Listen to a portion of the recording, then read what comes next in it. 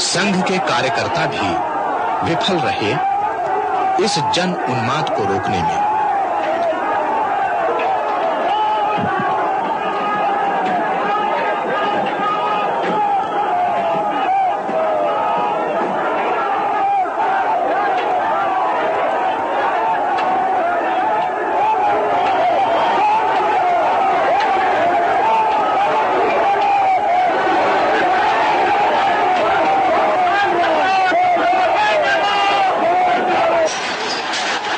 समय 12:10 पर केंद्रीय सरकार को इस वस्तु स्थिति की जानकारी प्राप्त हो चुकी थी। आक्रोश और उन्माद से भरी भीड़ के सामने प्रादेशिक सरकार द्वारा की गई पुलिस व्यवस्था असमर्थ सिद्ध हो रही थी।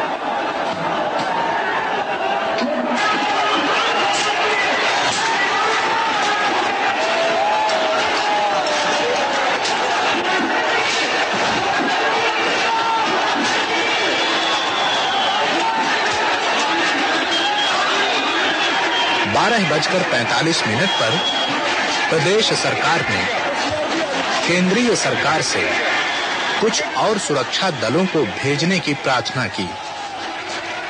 उत्तर प्रदेश शासन के सामने प्रश्न था कि क्या भीड़ पर गोली चलाने का आदेश दिया जाना उचित है? क्या स्वतंत्र भारत में भी जनरल डायर द्वारा अमृतसर के जलियांवाला बाग में सन 1919 में खेली गई खून की होली को दोहराया जाना उचित होगा? एक तरफ थी ऐसी कानून व्यवस्था जिसका मानो देश की करोड़ों जनता की भावनाओं से कोई सरोकार न हो, तथा दूसरी तरफ थी सदियों से दबाई जाती रही देशवासियों की भावनाएं, जो अब एक नया ज्वार बनकर उमड़ पड़ी थी।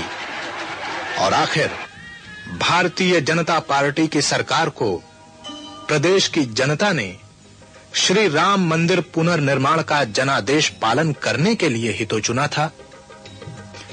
एक तरफ था उत्तर प्रदेश के मुख्यमंत्री माननीय श्री कल्याण सिंह तथा भारतीय जनता पार्टी के वरिष्ठ नेता श्रीमंत राजमाता विजया राजे सिंधिया और सांसद स्वामी चिन्मयानंद महाराज आदि द्वारा सुप्रीम कोर्ट को दिए गए कानून पालन के प्रति प्रतिबद्धता के आश्वासन पत्र, जिनमें उनके मंतव्यों तथा निर्णयों की स्पष्ट अभिव्यक्ति थी कि भारतीय जनता पार्टी श्री राम मंदिर के पुनर्निर्माण के लक्ष्य को कानूनी एवं संवैधानिक मार्ग पर चलकर ही प्राप्त करना चाहती है। और इसी के साथ थी भारतीय जनता पार्टी सरकार के नीतियों की न्यायपालिकाओं, संसद तथा राष्ट्रीय एकता परिषद आदि अन्य सभाओं में की गई उद्घोषणाएं कि भारतीय जनता पार्टी की सरकार राम भक्तों पर किसी भी हालत में गोलियां नहीं चलाएगी।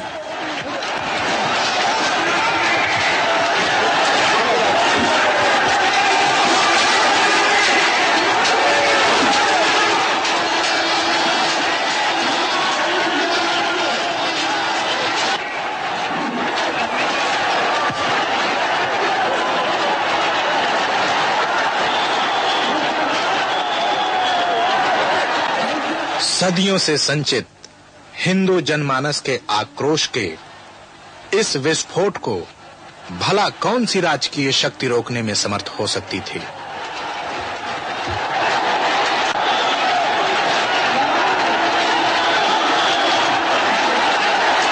मंच से राष्ट्रीय स्वयंसेवक संघ के सर कार्यवाह माननीय श्री एच.बी. शेषाद्री तथा अन्य नेताओं द्वारा की गई अपील भी विफल रही।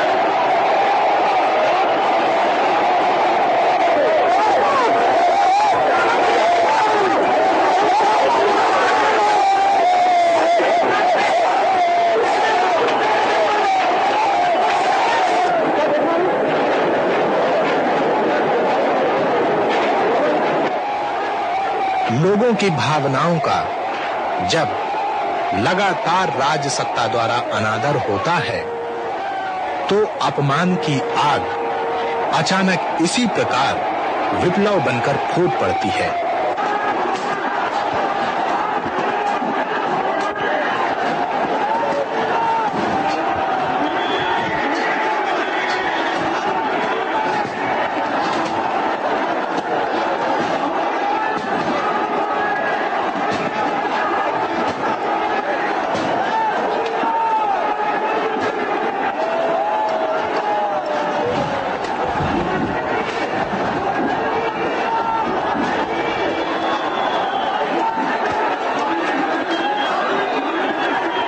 और अंततो गत्वा